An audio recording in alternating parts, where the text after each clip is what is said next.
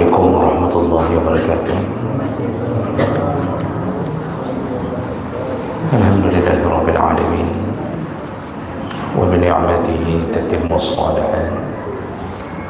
Asyhadu an la ilaha illallah wahdahu la syarika lah wa asyhadu anna Muhammadan 'abduhu wa rasuluhul karim.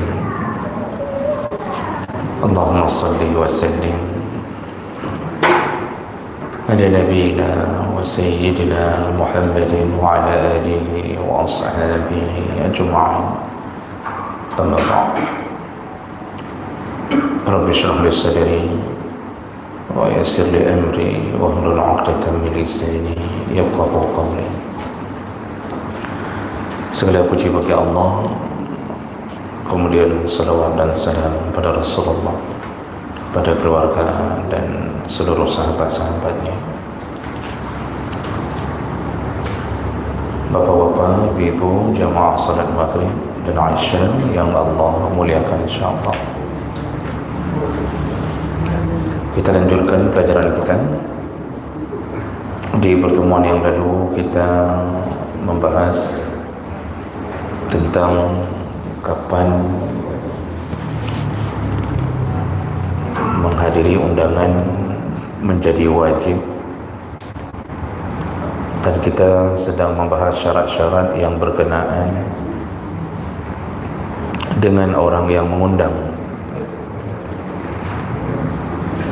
Di antara yang sudah kita bahas adalah wajib memenuhi undangan walimah pernikahan apabila yang mengundang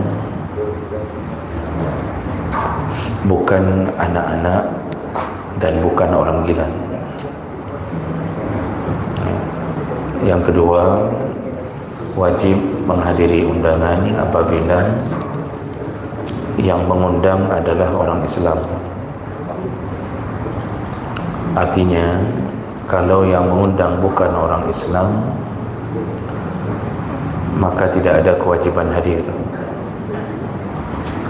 Orang kafir kalau membuat pesta pernikahan dan kebetulan kita menjadi temannya atau tetangganya, lalu kita diundang, maka tidak ada kewajiban untuk hadir. Walaupun begitu, hadir dibolehkan selama tidak ada kemungkaran di tempat acara yang diadakan oleh orang kafir tersebut. Kalau ada makanan minuman yang haram dihidangkan, maka kita pun gugur kewajiban kembali untuk hadir. Kemudian yang ketiga, orang yang mengundang apabila fasik, maka tidak ada kewajiban kita untuk menghadiri. Jadi yang membuat acara, kalau orang fasik, kita boleh hadir, boleh tidak. Namun lebih utama untuk tidak hadir. Kalau yang membuat acara orang fasik, lebih utama untuk tidak hadir. Apalagi orang-orang yang dihormati di tengah masyarakat. Orang-orang yang dihormati di tengah masyarakat, ustaz, dengku, jangan menyuruh fasik pegar acara, apa yang aja. Karena nanti dianggap menjadi pendukung dan membuat dia merasa tidak ada masalah dengan kefasikannya. Jadi perlu saya ulang sekali lagi, fasik itu orang yang sudah pernah melakukan dosa besar dan belum bertaubat, dan masih terbiasa dengan melakukan dosa kecil. Itu disebut fasik.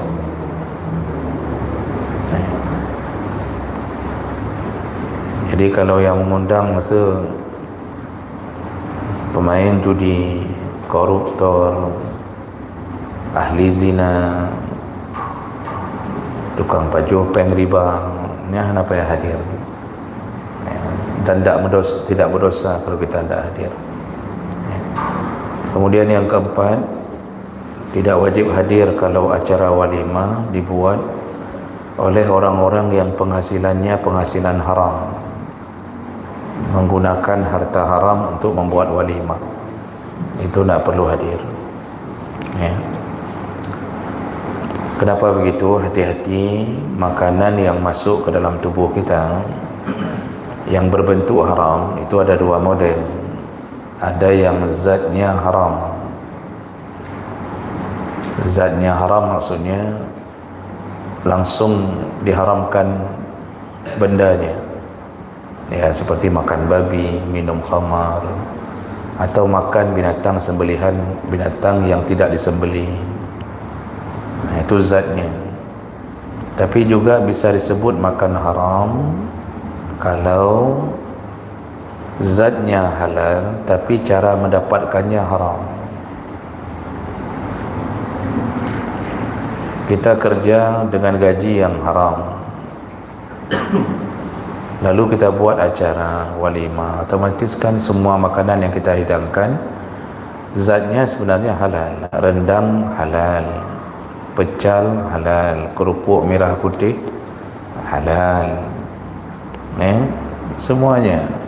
Nah, kemamah halal, tetapi belinya dengan harta haram.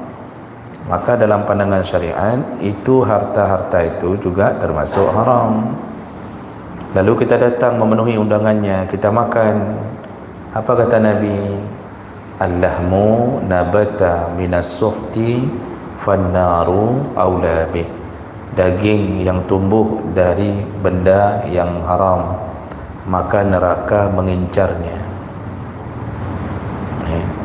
Makanya Abu Bakar memasukkan jari ke dalam kerongkongan hanya demi mengeluarkan makanan yang dia lupa bertanya dari mana asal usulnya kepada pembantunya. Ternyata haram. Supaya tidak jadi daging, beliau langsung mengoreknya sampai muntah. Begitu iman. Dulu Imam Hanafi dalam riwayat manaqibnya itu ada kambing yang dicuri di kampungnya, dan beliau khawatir kalau beliau nanti beli daging kambing di pasar, khawatir termakan kambing yang kemungkinan dijual oleh pencuri itu di pasar. Apa yang beliau lakukan? Beliau bertanya kepada orang-orang yang pelihara kambing, umur kambing berapa tahun paling tua? Berapa tahun paling tua kambing? Kambing itu pensiun umur berapa? Padung kambing paling tua yang mati kero, ya kita yang mati oleh Tuhan 6 tahun, ada 6 tahun lebih, kira-kira begitulah kan. Nah, setelah itu Imam Hanafi berjanji dia tidak akan makan kambing sekira-kira umur kambing yang dicuri itu sampai pada batasan mati. Begitu ulama menjaga dirinya. Jadi ini betul-betul dijaga di makanan haram. Makanya Bapak Ibu, kalau kita diundang, lihat-lihat dulu siapa yang undang. Kalau yang undangnya koruptornya apa aja. Kalau yang undangnya orang yang PNS tapi hantam damang gantung, PNS tapi hantam damang gantung, cok gaji buta bang. Nyah apa aja. Karena kita tahu persis dia ini memang pemain untuk memakan haram, gaji haram. Apalagi yang undang toke sabu, toke sabu yang undang itu tidak usah hadir. Karena makanan yang dihidangkan walaupun bentuknya halal tapi berasal dari yang haram. Begitu. Okey. Kemudian kita lanjutkan berikutnya. Tidak wajib hadir juga kalau orang yang mengundang, tujuan mengundang lil mubahat. Tujuan dia mengundang di pesta pernikahan anaknya lil mubahat, untuk memamerkan kekayaannya. Jadi ini misal orang kaya buat acara sampai 1M, dekorasi tempat segala macam, Masya Allah, dia ingin menampakkan prestise dia sebagai orang kaya. Maka yang model begini tidak usah hadir. Kalau kita tahu memang orangnya ingin membanggakan hartanya. Ini kan biasanya Pak pekatun ini, ya, ini model-model begini. Itu sesama pejabat dan model begitu tu. Tidak semua pejabat begitu. Tapi kalau model pejabat trust tinggi itu, ya, itu buat acara bukan lagi melihat apa maksud di balik acara, tapi ingin menampakkan saya siapa. Ya, jangan sampai tidak kenal saya siapa. Jadi buat acaranya aneh-aneh. Ya.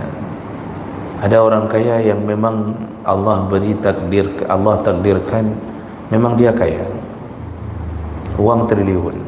Man, kalau buat acara 1M itu kan sama kayak 100.000 kita keluarkan Pak, dengan gaji 3 juta kita. Ya.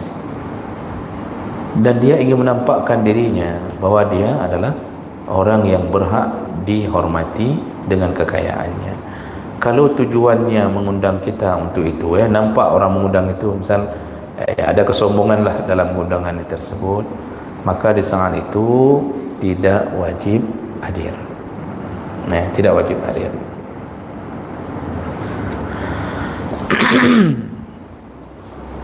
Baik. Biasanya pun orang kaya kalau buat acara itu banyak tak beresnya Pak. Maksiat dihadirkan karena terlalu kaya sampai lupa diri. Walaupun tak semua begitu. Saya baca berita setahun yang lalu pernikahan orang paling kaya di India. Siapa namanya? Ini pejabat, pengusaha Pak. Bukan artis, pengusaha paling kaya. Lupa saya namanya, Bapak cek di Google lagi namanya. Saking kayanya Pak, itu buat acara, memang dia punya hotel sendiri, punya market sendiri, punya semua sendiri. Bahkan di dalam bangunan yang dia buat itu semuanya dia persembahkan untuk dirinya sendiri dan keluarganya. Dia punya rumah sakit sendiri. Ya. Waktu buat acara itu yang diundang Pak, untuk mengisi acara itu penyanyi Amerika, penyanyi Hollywood menan Pak. Bayarannya puluhan miliar untuk menyanyi di acara dia saja. Memang sudah begitu. Kalau orang kaya itu Pak buat acara itu memang tidak ada harga uang. Dia cuma perlu pengakuan orang bahwa dia kaya. Itu apa lagi kalau kita fikirkan Pak, kan? Orang kayanya pulik no. Sudah kaya, itu apa lagi jadi presiden? Kan duduk kalau duduk, kemudian buatlah hampang-hampang ikan di belakang rumah, buat kolam renang satu, terjun keluar di kolam renang, masuk ke kolam ikan, kemudian ibadah-ibadah malam, sedekah-sedekah, kan begitu. Nyo kaya, jua kaya, ya, kaya sampai mendidih. Tetapi nafsu tak berhenti, ingin jadi presiden, ingin jadi 2 periode, ya. Sawit di mana-mana. Begitu nafsu kalau sudah bicara. Maka Nabi mengatakan apa? Anak Adam kalau diberikan 1 gunung emas, pasti dia meminta gunung emas yang kedua. Tidak ada yang bisa menahan nafsunya kecuali at-turab, kecuali pasir yang menimbunnya, maksudnya mati, baru berhenti nafsunya. Okey, baik. Jadi kalau begitu orang kaya sombong yang mengundang tapi demi menampakkannya. Tapi kita akan lihat kalau dia tidak ada rencana itu, ada orang kaya yang soleh. Itu tidak apa-apa, aman. Kemudian yang keenam, ala yakuna ad-da'i imra'atun ghaira mahram. Ini dalam pandangan mazhab Maliki dan Syafi'i, tidak wajib hadir kalau yang membuat acara seorang perempuan yang hidup tanpa mahram. Jadi ini maksudnya lebih kepada undangan yang khawatir timbul fitnah. Misal ada seorang perempuan membuat acara yang dia memang tidak ada wali di situ, tidak ada mahram, tidak ada apa-apa, diundang. Nah, ini dalam pandangan sebagian ulama termasuk Maliki dan Syafi'i, maka itu enggak wajib hadir, bukan enggak boleh hadir, enggak wajib hadir. Khawatir kalau kita hadir menimbulkan fitnah. Beda dengan acara yang ada sanak saudara, ada wali-walinya, itu tidak apa-apa. Ini ghaira mahram, tidak ada mahramnya sama sekali, jadi dia sendiri melakukannya, ini boleh tidak hadir. Jadi tentu perkataan para ulama ini itu memang untuk berjaga-jaga daripada fitnah yang akan timbul, gitu. Kemudian yang ketujuh, alla yakuna da'i qad khassa bid-da'watil aghniya. Boleh tidak hadir atau tidak wajib hadir ke walimah yang walimah itu hanya mengundang orang-orang kaya saja. Jadi walimah yang mengundang orang-orang kaya saja, meninggalkan orang-orang miskin.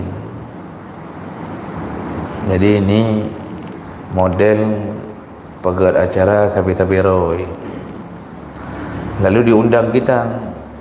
Ya mungkin kita bukan kaya, tapi karena dianggap duha pet, duha lapan, pak kecil, yang sebenarnya dia membuat acara sesama orang kaya, acara walimah pernikahan, tetapi tidak mengundang orang miskin sama sekali. Ini yang model begini kita tidak usah hadir. Rasulullah sallallahu alaihi wasallam menyebutkan, syarrut ta'am ta'amul walimah yud'a ilaiha al-aghniya wa yutrakul fuqara. Seburuk-buruknya acara walimah adalah walimah yang hanya mengundang orang kaya lalu meninggalkan orang miskin.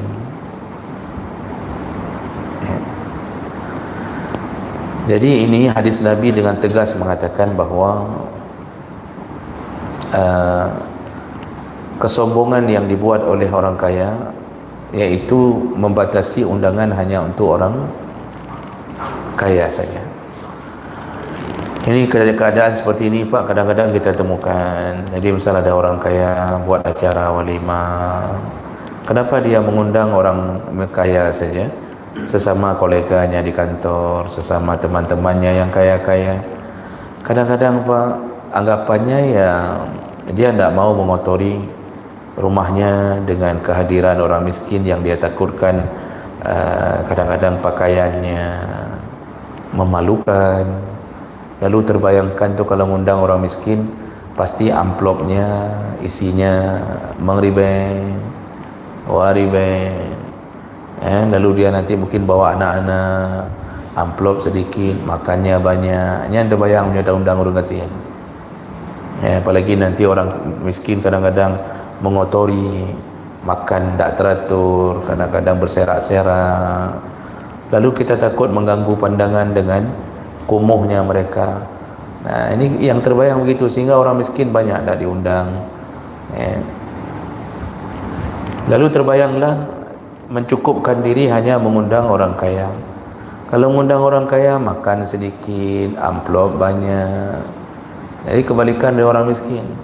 Orang kaya kan tak sanggup makan banyak-banyak, memang tiap hari dalam kulkas itu semua isinya.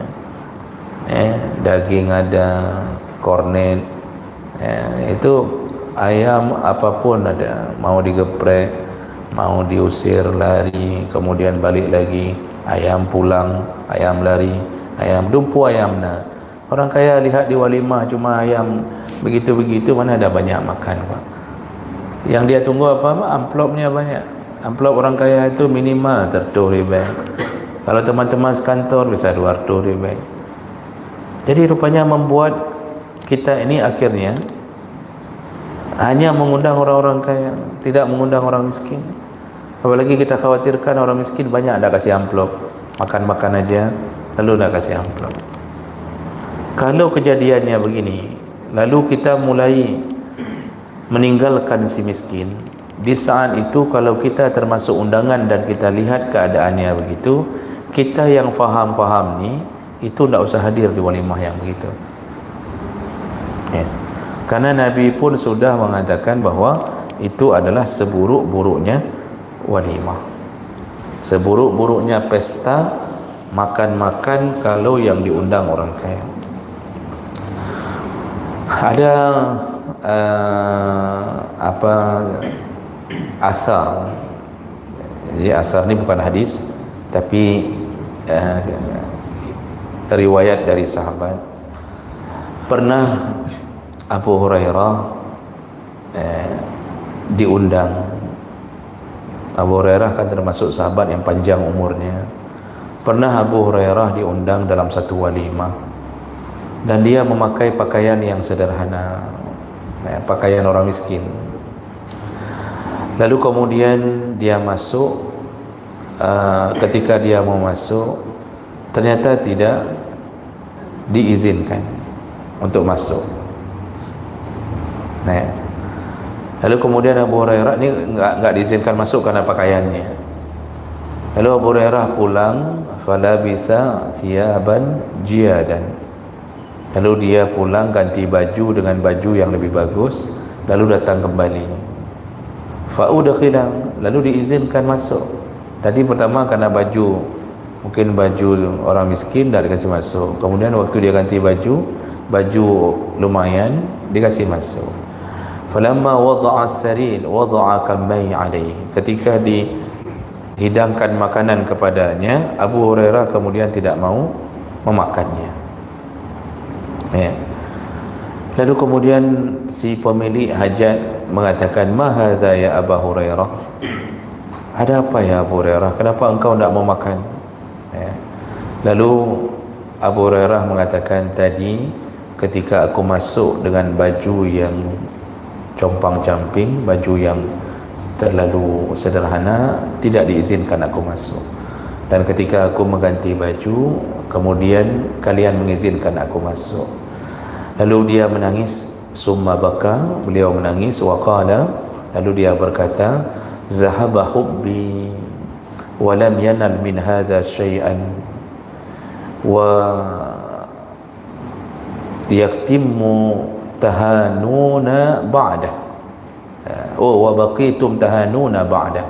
Abu Hurairah menangis sambil mengatakan, semenjak wafatnya kekasihku, kasih itu maksud Nabi, semenjak wafatnya kekasihku belum pernah diajarkan yang begini. Maksudnya disuruh hanya pentingkan orang-orang kaya, orang miskin tak boleh masuk. Belum pernah diajarkan yang begini. Tapi hari ini kalian wa baqitum tahanuna ba'dah, tapi kalian hari ini telah melakukan apa yang dulu tak pernah diajarkan oleh Nabi. Nabi tak pernah mengajarkan meremehkan orang miskin. Nabi bahkan pernah mengatakan apa, Bapak Ibu? Kita ini masih disayang Allah. Kita ni yang diberi rezeki oleh Allah, masih disayang Allah, wa turzakun, dan engkau masih diberi rezeki oleh Allah dengan keberadaan orang fuqara, dengan keberadaan orang miskin. Artinya kita yang diberi rezeki oleh Allah, lalu dihadirkan si miskin di samping kanan kiri kita. Ketika kita memberi harta kita kepada mereka, disitulah Allah masih memelihara harta kita. Jadi penyebab harta kita masih dipelihara karena adanya orang-orang yang dihadirkan untuk kita tolong, yaitu si fakir dan si miskin. Bahkan Nabi dalam hadis yang lain mengatakan apa? Carikan aku orang fakir dan miskin, karena kita ini masih bisa hidup dengan kebahagiaan karena mereka. Tiba-tiba kita ketika buat walimah makan enak, kita nak mengundang orang-orang kampung yang miskin-miskin, nak mengundang. Apalagi yang tak punya hubungan apapun dengan kita, tak mau kita undang. Nah, jadi ini termasuk perkara yang harus berhati-hati. Membuat walimah hanya mengundang orang kaya saja, ya. Jadi sebenarnya Bapak, Ibu, kalau kita buat walimah dari hadis ini, seharusnya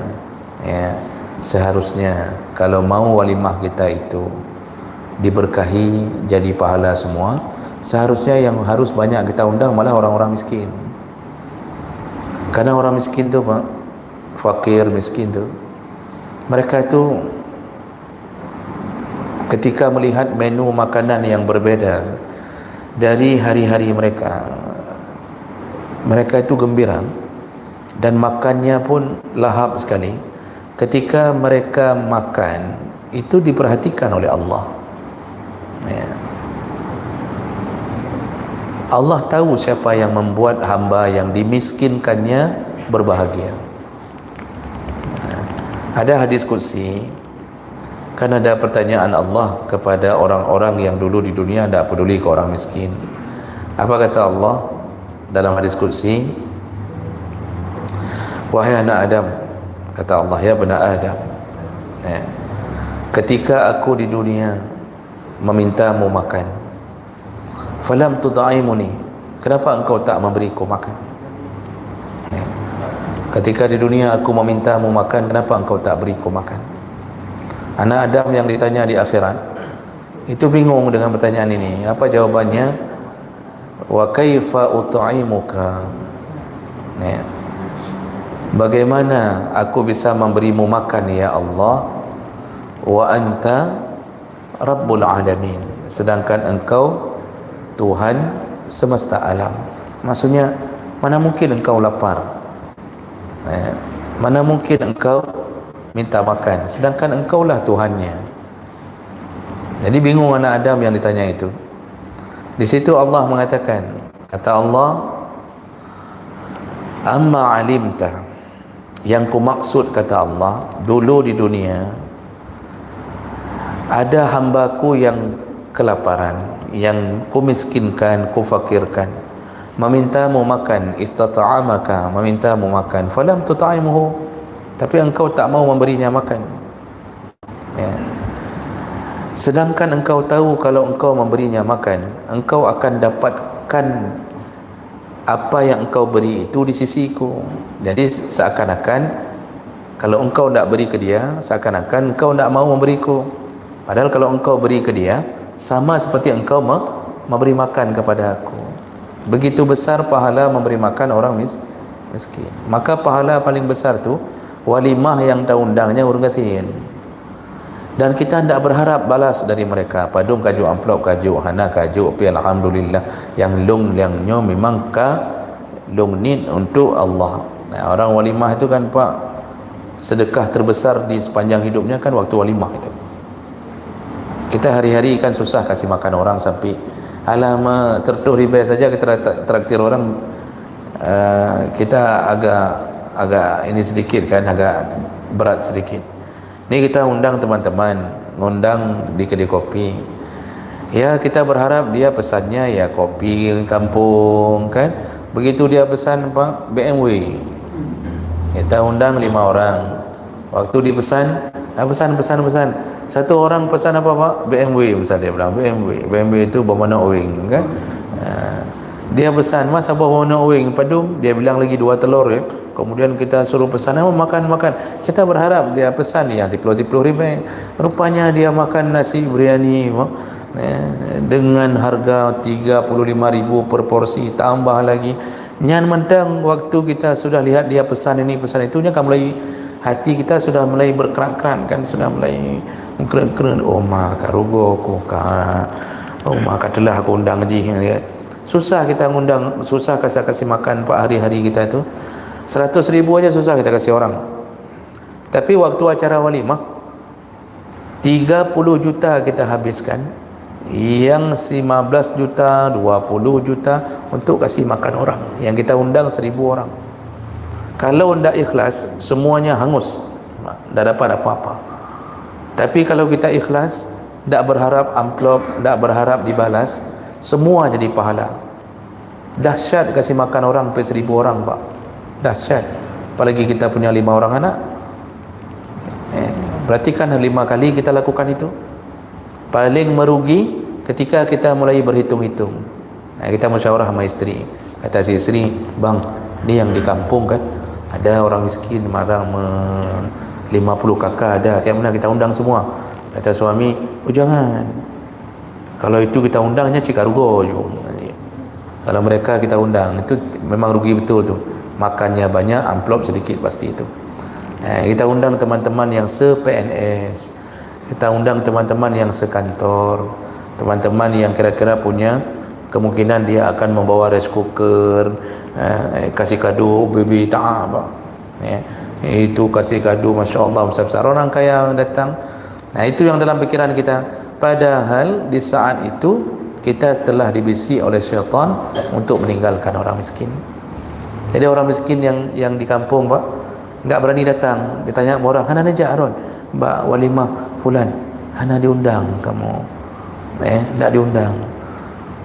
Jadi najak aju, mana najak najak, najak ada ke Taiwan diundang. Tak berani datang, Pak. Akhirnya mereka cuma cium-cium bau rendang, Pak. Bau rendang dari sini tercium ke rumah mereka. Bisik mana anaknya, nak, ya tak apa-apa, nak sabar-sabar aja, mudah-mudahan yang punya hajat tu pun nanti direndang sama Allah di neraka, mudah-mudahan begitu, nak. Pokoknya tak usah sedih, nak, kayak manalah kita buat, kita orang miskin. Jadi anaknya pun, nama anak-anak Pak lewat kita begitu lewat, anak orang miskin dengan baju kaos punya kampanye tahun 2005 dulu, dengan Masya Allah ingus masih mengalir, kita usir, kedik ganggu gop tentang kenyan dengan kuto, kedik kita usir. Semua apa yang kita lakukan itu di dalam pengawasan Allah, dalam pengawasan Allah. Makanya hati-hati membuat walimah, yaitu dengan niat buruk meninggalkan orang miskin. Berapa menit lagi? 14. Baik. Jadi ini perlu berhati-hati. Dan kita yang diundang, kalau tahu si orang kaya itu kayak gitu, memang dia menyeting acara walimahnya, kita pun yang tahu tidak usah hadir lagi. Kita mengikuti apa yang tidak disukai Nabi, berarti kita pun jangan suka untuk hadir di tempat seperti begitu. Baik, sebelum saya lanjutkan, ada yang ingin ditanyakan, Pak? Kalau tidak ada, baru saya lanjutkan sambil menunggu azan. Kalau ada? Tidak ada? Baik, kalau tidak ada, kita lanjutkan. Itu tadi kategori syarat wajib menghadiri walimah dengan syarat-syarat tadi. Itu kategori dari sisi orang yang mengundang. Nah, sekarang kita akan sambung. Masih ada tersisa sedikit lagi pembahasan tentang makan minum walimah ini, yaitu syarat wajib hadir di walimah di dalam kategori orang yang diundang. Jadi kemarin tu yang mengundang, sekarang wajib tidak wajibnya hadir dari sisi orang yang diundang. Yang pertama, al-aqlu wal bulugh. Kita baru wajib hadir, orang yang diundang baru wajib hadir kalau dia sudah balik dan berakal. Jadi kalau diundang anak-anak, ada wajib hadir. Kalau diundang orang gila, ada wajib hadir. Misal tetangga kita ada yang gila, lalu kita sambil berlalu kita mengatakan ke dia, hadir ya besok ya, kajak apa? Baik apa pungoro ke tinggal. Haji cipungoro. Kan kita bilang itu, datang ya besok. Orang gila itu senyum-senyum ya. Dia bilang okey, misal gitu kan. Maka bagi dia tidak hadir tidak apa-apa, hadir ya berarti kita kasih makan sedekah untuk dia. Tidak hadir pun tidak apa-apa. Jadi yang wajib hadir kalau yang diundang itu orang baligh dan berakal. Karena selama ini kan ada anak-anak juga yang kadang-kadang ikut serta hadir. Sebenarnya anak-anak itu dah wajib hadir. Kita tinggalkan di rumah pun boleh. Ada juga yang kadang-kadang buat acara ulang tahun, yang diundang anak-anak semuanya. Itu sebenarnya tidak wajib anak-anak kita hadir. Apalagi itu acara ulang tahun. Ulang tahun itu sudah pernah saya sebutkan, itu bukan acara orang Islam. Membuat acara ulang tahun, happy birthday, bakar lilin, kemudian pakai topi kerucut, lalu makan-makan di situ untuk memperingati umur anaknya yang ketujuh. Itu semuanya bukan kebiasaan dan ajaran Islam. Kita yang sering mengaji, ndak usah ada rencana buat ulang tahun anak. Saya pernah sebutkan bahawa para ulama hanya ada riwayat memperingati umur anaknya yang ketujuh dalam rangka mengingatkan dia bahawa dia sudah wajib salat. Itu yang ada riwayat. Tapi pun acaranya bukan seperti ulang tahun, tapi dia buat acara istimewa di malam anaknya berumur 7 tahun, demi membuat anak itu terkesan bahawa dia sudah berumur 7 tahun. Lalu makan-makan, kemudian nanti ayahnya mengatakan, nak, kamu sudah berumur 7 tahun, mulai besok wajib salat. Jadi kita berikan hadiah malam itu, Pak. Misal contohnya apakah Quran khusus, sajadah khusus, kalau perempuan mukena khusus. Jadi dia berkesan di hatinya bahawa dia sudah mulai wajib salat besok. Itu dibolehkan, bahkan dianjurkan. Yang lain itu tidak ada suruhan. Itu bukan amalan orang kita, Pak. Itu amalan orang-orang Nasrani, membuat ulang tahun, apalagi pakai kuih tar gitu kan, lalu ditiup lilin sesuai dengan umur. Ini tak perlu buat. Tapi kalau bapak lihat di Eropah, itu Encik Nyan berkata, sampai nenek-nenek masih buat, Pak. Ulang tahun ke yang 76. Begitu tiup lilin, langsung mati di acara ulang tahunnya. Okey. Kemudian orang yang diundang baru wajib hadir, al-hurriyah, kalau dia termasuk orang merdeka. Ini kalau bicara masalah budak. Karena budak itu kan dia tidak merdeka, dia milik orang lain, milik majikannya. Dia kalau diundang walimah, dia harus izin dari majikan. Tapi sekarang cerita budak itu sudah tidak ada lagi. Yang ketiga, baru wajib hadir kalau yang diundang adalah orang Islam. Kalau tadi yang mengundang orang Islam wajib hadir, juga kalau yang diundang orang Islam baru wajib hadir. Berarti kalau begitu, kalau kita yang punya acara, kita undang teman kita yang Nasrani, atau mungkin kita punya teman besti dulu di Medan, mungkin kita undang dia, apakah dia wajib hadir? Tidak, dia tidak wajib hadir, karena pada dasarnya tidak ada sebuah ketentuan wajib memenuhi undangan kecuali sesama muslim. Kemudian alla yujad uzrun mu'tabar syar'an, baru orang yang diundang wajib hadir kalau tidak ditemukan uzur menurut syariat. Tidak ditemukan uzur menurut syariat. Jadi uzurnya ya halangan apa-apa yang telah kita sebutkan tadi, ya, termasuk misal terlalu jauh tempat lokasi acara, atau kita dalam keadaan sakit, atau kadang-kadang kita tidak punya kenderaan untuk mencapai ke situ, atau ya kita kadang-kadang ada beradu dengan pekerjaan yang wajib, atau dalam keadaan hujan lebat, acara undangan ada tapi hujan lebatnya tidak wajib hadir, atau kita takut khauf ala malin, kita diundang tapi kita tidak ada yang jaga rumah. Artinya tidak ada yang jaga rumah begini, di rumah kita itu ada orang yang harus dipelihara, apakah orang tua kita yang sakit, atau suami sakit, atau istri sakit, atau ada benda berharga yang kita memang kita jaga dalam rumah.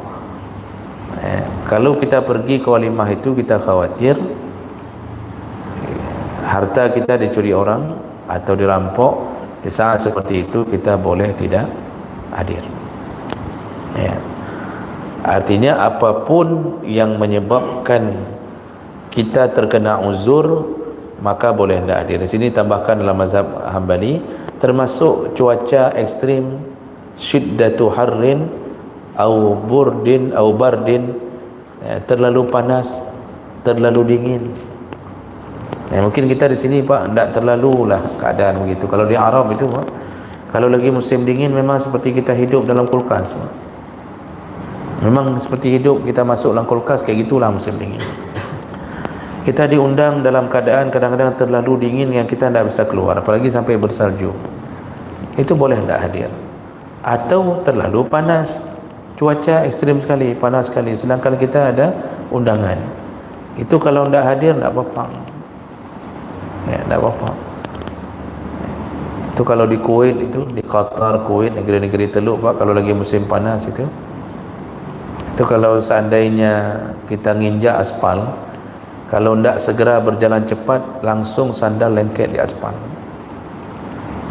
Itu mobil-mobil yang diparkir di luar, kalau bannya di atas aspal, itu bisa meleleh saking panasnya. Jadi mencapai 50 derajat lebih kadang-kadang.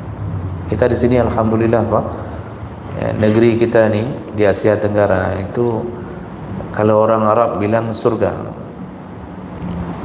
Saya waktu menjadi penerjemah Palang Merah Arab Saudi waktu masa tsunami, jadi ketika orang-orang Arab ni kita bawa jalan-jalan, setelah memberi bantuan, kan dia melewati jalan-jalan yang seperti selawah gitu kan Pak. Apa yang dia bilang? Ini surga, kalian ini tinggal di surga, katanya. Karena indah sekali. Kalau di Arab itu kan suasananya padang pasir Pak. Nanti kalaupun yang ada keindahan di tengah-tengah kota diisi dengan bangunan-bangunan. Selain itu kalau Bapak pergi dari Madinah, dari Bir Ali menuju ke Mekah pun pemandangan yang dia, gunung batu, padang pasir, itu yang nampak.